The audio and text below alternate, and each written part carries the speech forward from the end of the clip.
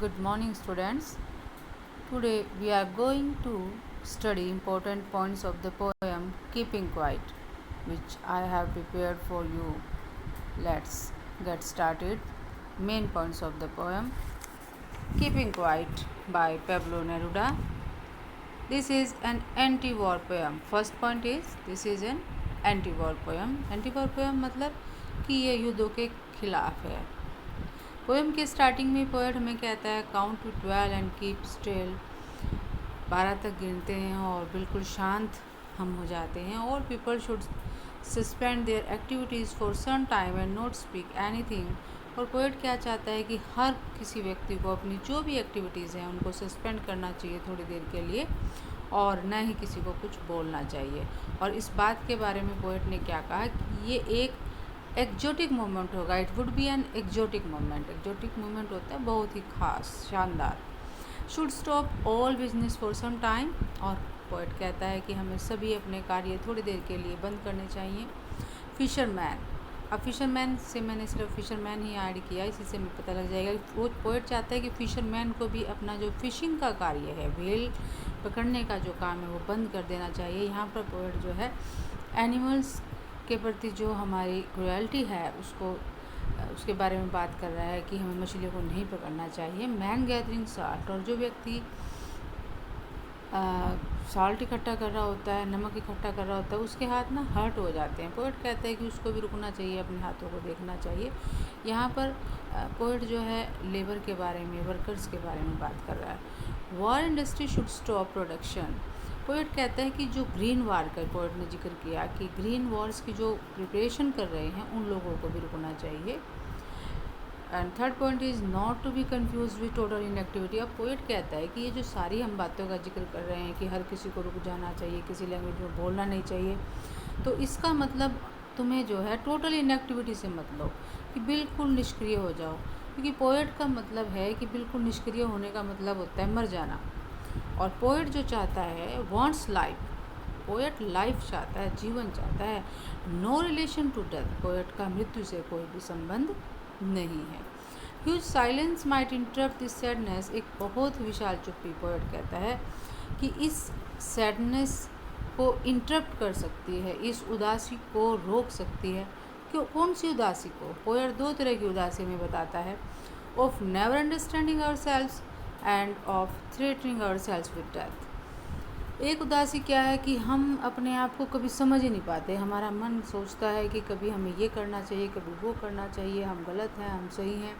हम खुद को भी समझ नहीं पाते क्योंकि हमारे पास इतना समय होता नहीं है कि हम अपने बारे में भी सोच सकें. दूसरा पॉइंट जो है of threatening ourselves with death.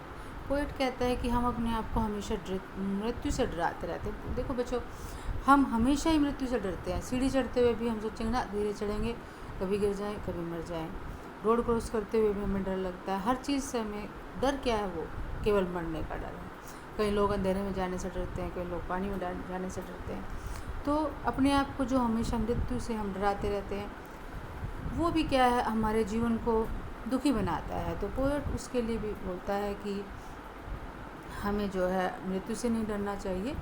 और चौथा जो पॉइंट है, पोएट हमें बताता है कि अर्थ कैन टीच अस. कि पृथ्वी से हम एक लेसन सीख सकते हैं. और वो क्या लेसन है कि when everything seems dead later proves to be alive.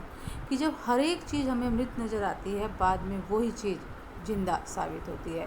कि हमें निराश नहीं होना चाहिए कि जीवन में अब कुछ नहीं रहा. कि जैसे आप देखते हो कि पेड़ पौधे एक समय ऐसा आता है जब पतझड़ आता है, सारे सूख जाते हैं. हमें लगता है कि अब सूख गया, कि डंडी है, अब कुछ नहीं है. लेकिन थोड़े दिन बाद जब बरसात का मौसम आता है उन्हीं पौधों के ऊपर पत्तियाँ फूटती हैं, कलियाँ खिलती हैं और वो दोबारा से जीवित हो उठते हैं. तो पोएट कहता है कि हमें निराश नहीं होना चाहिए. जब हमारे जीवन में कुछ भी नहीं होता फिर भी आशा की किरण बची होती है. Next and last point is the poem is about non violence. हमें जो ये सारी पोएम के मेन पॉइंट्स भी हमने देखे और जब हम पोएम पढ़ेंगे तभी भी हमें क्या पता लगेगा कि ये जो पोएम है नॉन वायलेंस के बारे में है. क्रुएल्टी टू एनिमल्स, जानवरों के प्रति जो निर्दयता होती है उसके बारे में है. And about plight of manual workers. इन नहीं है, यहाँ पे अबाउट है. और किसके बारे में है? जो प्लाइट होता है तो जो मैनुअल वर्कर्स हैं, जो अपना शारीरिक जो लेबर करते हैं उनके दुखों के से रिलेटेड है ये पोएम।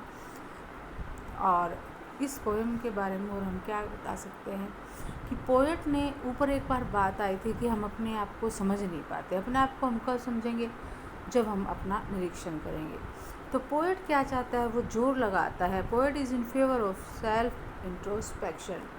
वो आत्म जो निरीक्षण है उस पर जोर डालता है कि हमें अपने बारे में सोचना चाहिए, आत्ममंथन करना चाहिए। देखो स्टूडेंट्स, ये इतने ख़ास पॉइंट्स हैं इस पोएम के बारे में कि जो हमारे सभी क्वेश्चंस को करने में हेल्प करेंगे। और मैंने आपके लिए इस पोएम को समझने के लिए और सारे क्वेश्चंस एक ही जो है आप लगा सकते हो, 1 या 1.5 पेज पे आपकी ये चीज़ आ जाएंगी और उसमें ही आप किसी भी टाइप का क्वेश्चन आएगा आप कर पाओगे। तो ये मेन पॉइंट्स जो हैं आपको ज़रूर तैयार करने हैं, लिखने भी हैं और लर्न भी करने हैं। Let's see about the poet. अब ये आप जो फ़ोटो देख रहे हैं ये पैब्लो नेरूदा की है। पैब्लो नेरूदा जो है इनका जो है पेन नेम है। Pablo Neruda was a Nobel prize winning. Pablo Neruda जो है क्या है, नोबल प्राइज़ विजेता चिलियन पोएट, नोबल प्राइज़ विजेता चिलियन पोएट है। Who was once called the greatest poet of the 20th century। और इन जो पोएट हैं इनको एक बार मतलब ये भी कहा जाता था, इनको ये उपाधि भी मिली, ये कह सकते हैं कि 20th सेंचुरी के ये सबसे महान कवि रहे हैं। एंड इन एनी लैंग्वेज, केवल इंग्लिश में ही नहीं, किसी भी भाषा के जो कवियों की बात करें तो 20th सेंचुरी के सबसे महान कवि जो है पैब्लो नेरूदा। अब स्टूडेंट्स, इनके नाम के बारे में बात आती है कि उनका निक नेम क्यों बनाया गया। आप देख सकते हैं कितना बड़ा इनका नाम है, रिकार्डो एलिएजर नेफ्टली रेज बेसाल्टो, ये इनका नाम है। इतना बड़ा नाम लेने के बजाय better known by his pen name, इनके पेन नेम से अगर इनको जाने तो अच्छा है। और वो पेन नेम क्या है, Pablo Neruda. And later legal name Pablo Neruda was a politician also. Pablo Neruda जो हैं एक पॉलिटिशियन भी थे। एंड हु, देखो ये पहले इनका निक नेम था, पेन नेम था, और बाद में पैब्लो नेरूदा ही इनका लीगल नेम भी रहा। एक पॉलिटिशियन भी ये रहे। Who won the Nobel prize for literature in 1971। Pablo Neruda ने लिटरेचर में 1971 में नोबल प्राइज़ जीता। So students, I hope you got it, and that's it for today, and we will read the poem Keeping Quiet in the next video. Goodbye.